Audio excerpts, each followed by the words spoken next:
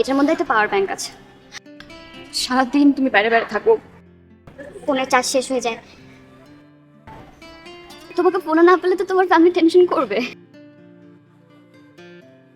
এটাও সবসময় সাথে রাখবে। কিছু আইস ফেশিয়াল টিস্যু পাশে যে বসে থাকবো আর ঘামতে থাকবো। আমি তো মুছে দিতে পারবো না তো। এটা ইউজ করবো।